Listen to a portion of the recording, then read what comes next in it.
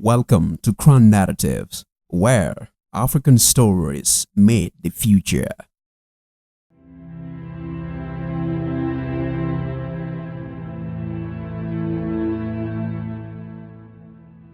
In most cities around the world, public transportation is designed for one thing: getting people from point A to point B.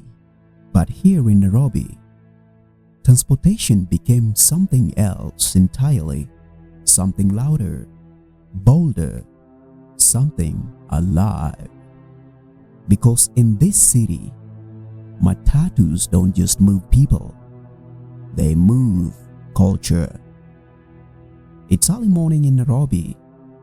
The streets are already humming with life. Street vendors arrange their stalls. Motorcycles weave through traffic. Office workers rush toward bus stops. And then you hear it before you see it. Bass-heavy music vibrating through the streets, bright LED lights flashing through tinted windows. A Matatu pulls up. Not quietly, never quietly. Across Nairobi, thousands of privately owned minibuses dominate the roads. But hey, these are no ordinary buses. Each Matatu is its own world, its own personality, its own statement. Some are wrapped in graffiti inspired by hip-hop culture. Others carry portraits of football legends, musicians, or political icons. One Matatu might be covered in neon lights and anime-inspired visuals, while another blasts old-school reggae through oversized speakers.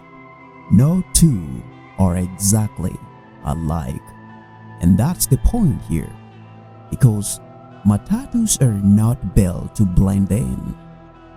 They are built to be noticed. Step inside one, and the experience changes again. Music fills the air. Afrobeats, Amapiano, Gengeton, trap music. Sometimes all in the same ride. Conductors shout destinations over pounding buzzlands while passengers squeeze into tightly packed seats. Outside, Nairobi spins fast. Inside the Matatu, the city has its own rhythm. And for many young people, these vehicles became more than transportation. They became identity. Fashion trends spread here. Music trends spread here. Street slang spread here. Matatus became a moving reflection of Nairobi's youth culture. Bold, expressive, unpredictable. In many ways, they turn the streets into a stage, and the competition is fierce. Operators constantly reinvent designs to attract passengers. Bigger sound systems, better lighting, more eye-catching artwork. Because in Nairobi, attention matters. What makes Matatu culture especially fascinating is how global influence mixes with local identity. American hip-hop aesthetics blend with Kenyan street creativity. Japanese anime visuals appear beside portraits of African icons. Global culture arrives, then gets mixed through Nairobi. The result is something entirely unique, a transport system that feels less like infrastructure and more like a living urban earth. But even Matatus are changing. Technology is quietly reshaping how the system operates. Mobile money platforms like M-Pesa made cashless payments common. Commuters can now pay fares with the tap of a phone. Route apps help passengers navigate the chaotic network more efficiently. Some Matatus even advertise themselves online, turning street transport into digital culture. And just like that, boom! The analog energy of old Nairobi began merging with the new technological future.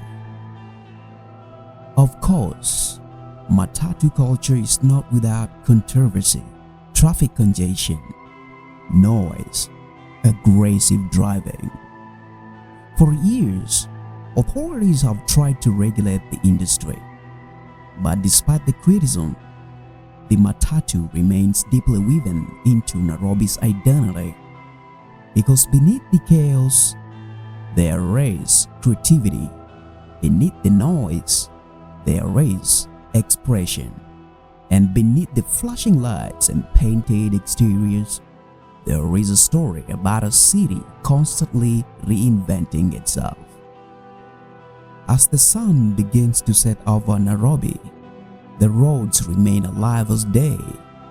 Music still echoes through traffic. Lights still flash against the evening skyline.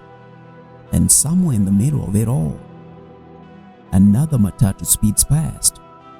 Loud, colorful, impossible to ignore.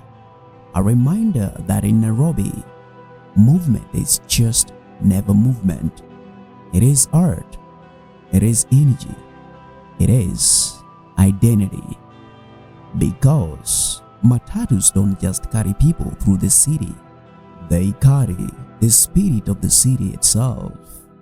This has been Crown Narratives, where African stories shape the future. A Calmey Studios production.